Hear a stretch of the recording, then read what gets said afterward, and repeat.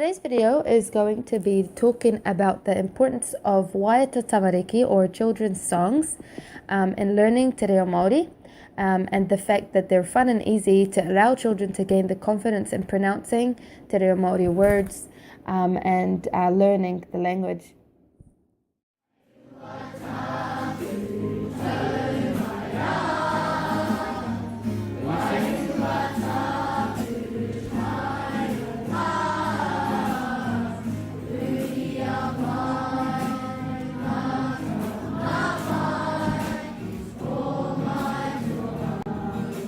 Learning Te Reo Maori through Waiata is actually a really effective way for both students and teachers, and it is in fact an integral component of Maori language acquisition, especially in early childhood education or even primary school settings.